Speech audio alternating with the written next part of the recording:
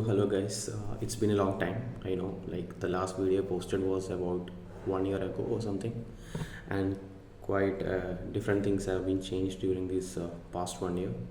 And yeah, I'm happy to post another video. Again, this one is going to be a bit lengthy, not too much compared to my previous video, but still, you know, I just need to communicate something that have been coming into my mind, during this past 1 year. The discussions I've been hearing and all sorts of things. And yeah, without any further ado, I'll be getting into the topic. Mm, Recently, I have been seeing very much, rhetorics regarding all these kind of religious things. Like people are getting too much invested in religions, and yeah, I have said this part in my previous video too, like how much people are getting very much religiously involved and everything, and I have nothing against it. And it's their free will, because our Indian constitution allows everybody to preach their own religion, to promote them to have a religious life here. Nobody's against it or anything. But this video is kind of an appeal to this coming generation, and my view about these religious things and how we can manage or balance our both religious as well as our social life, or I mean public life to be specific. Yeah, so as we all know, before getting into religion, let's talk about the fundamental, the holy book of our country, that's none other than Indian constitution. So I'm asking a question like, what makes our constitution, or any constitution, let's be honest, like a working constitution, a very much powerful instrument or powerful book? It's not because of the articles or any kind of provisions or any kind of these beautiful words like equality, justice, liberty, all these kind of things that's making those book powerful. No, yes, it provides a brief idea about the constitutions, but according to my point of view, not all these jargons or all these beautiful terms are making it relevant. It's because it's getting updated. Yeah, because the Indian constitution, it was formally adopted around 1950, and 75 years have passed, and we have gone through many revisions. Many articles were added, some were subtracted, and I think currently we are on 109th amendment. I'm not sure, but anyway, 100 plus amendments have already been made, and these amendments are made by the politicians, or rather the MPs, who have been there by the popular mandate. And so basically it's getting edited, or it's getting changes or amendments duly authorized by the people of India itself, because the people who are making these changes are given those authority by our countrymen and women. So yeah, so the constitution in a nutshell always gets amendments, and it is able to adapt to the changes that's happening in the society. Like, yes, let's say 100 years back the conditions have been pretty much in a regressive scale or whatever, but things have changed a lot, and currently we are nearing the end of 2025, and we have evolved both socially, economically and technologically, and all these changes can be incorporated into the constitution. So that makes our book very much relevant. Not just constitution, just let's say any rules also. Even the Indian penal code got edited, and addition of this LGBTQ rights and etc. So it's getting evolved. Now, for me, this is indeed a very important thing when it comes to a country, because a country is only able to adapt to the current trends when its constitution and all these written laws are getting edited or get amended. So that's regarding our constitution. So I do think that this is one of the most important part that makes our constitution a living thing. If it is not getting in these kind of amendments, I would rather mention it as an historic piece, because the historic piece doesn't get edited. Uh, but currently people are trying to edit history, that's another part, but still historic pieces, they are intact, because whatever changes have been made at those time, it will be remain there. It won't be alive, let's say.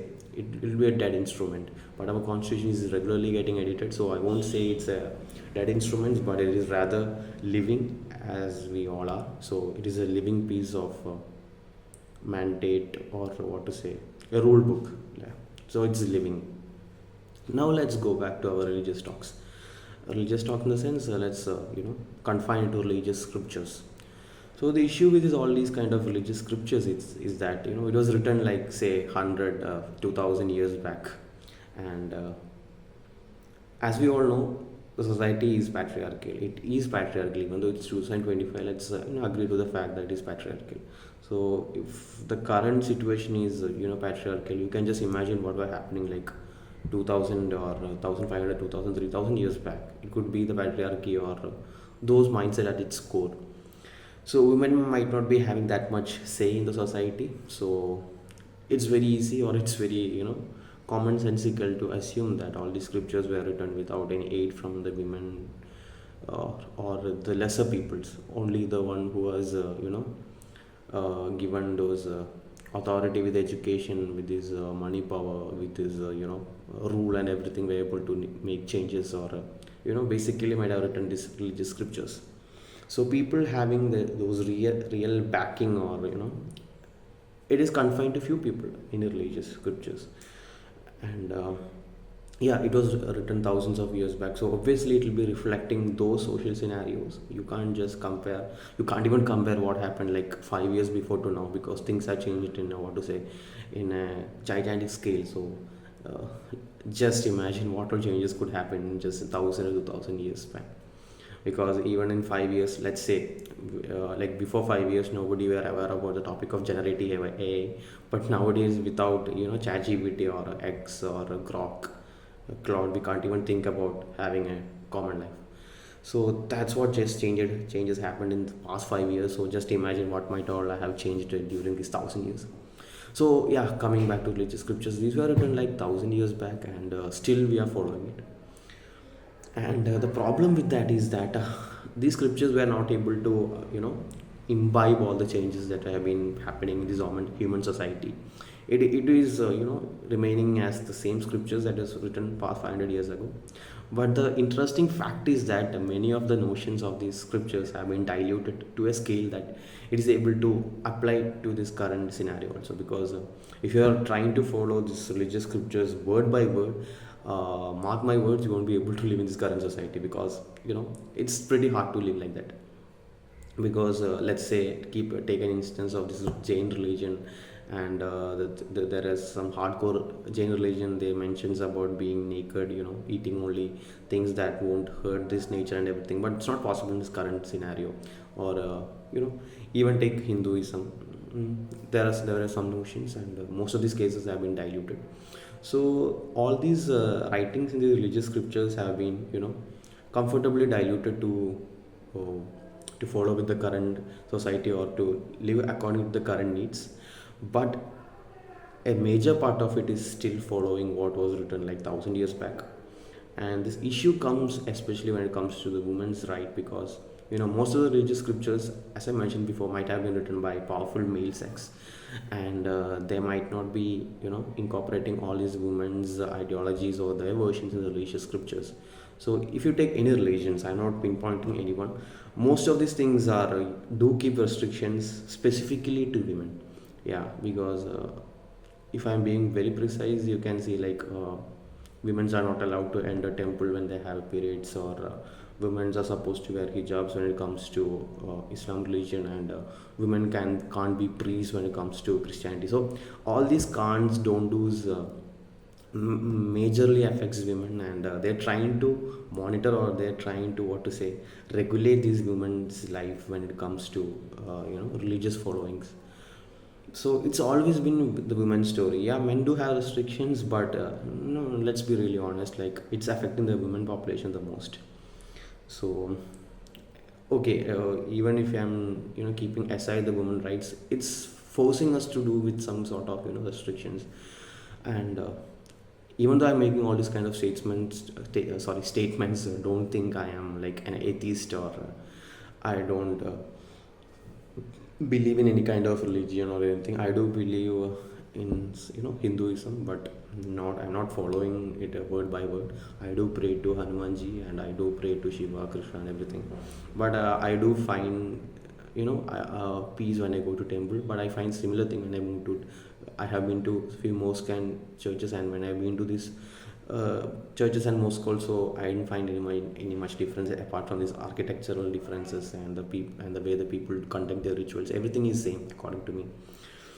So yeah, that's what I'm talking. Like these religions and these religious scriptures have always tried to put some sort of restrictions, and if I'm really honest, it is not able to, or it was not able to, imbibe all the changes that have happened in the past 1,000 years. And recently, like I have seen this, hijab issues, or this kind of, women's issues, particularly when it come to religions. And sadly, the people are still believing that, we need to follow these kind of restrictions to reach God.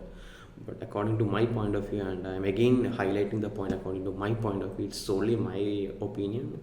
You can, you can accept it or not, but if you apply a bit of common sense, you can just get it. Like, you can follow religion, no problem, but if you are trying to restrict your life here because of some rule book written thousands of years back, you're missing a huge part. Because humans, we must be able to express ourselves. If we are not able to express ourselves, what's the difference between ourselves and the pre-programmed robot?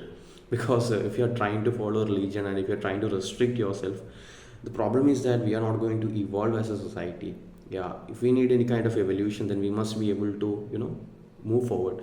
Because say 500 years back, some people believed that the earth were flat. Some people believed that earth was in the center of the solar system and all. And these were religious people, and there were some beautiful minds, with the help of the backing of science, they were able to prove this. And their lives even got threatened because of all these kind of controversial statements, even though they were true. But yeah, but because of all these kind of revolutions done by these great people or great scientists, we are able to reach the current technological advancements that we have here. So we must be able to develop ourselves. We must be able to imbibe the changes in the society. And if you're trying to restrict yourself with the writings of say 1,000 years, I mean, man, you are missing a huge part, because you only have a very short period in this earth. And my point of view is that the God doesn't need your devotion to be restrictive.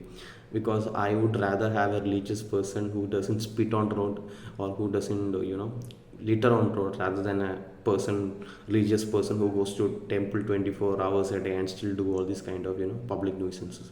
Because the more religious you are, sometimes the more nuisance you can be. You can see all these kind of processions and everything. So this religion, God, everything must be something inside your heart.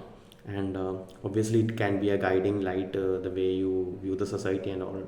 But still, when you come to public space, I would rather have my religions and my beliefs within myself, because we are not dealing just with one particular society or particular sect of people.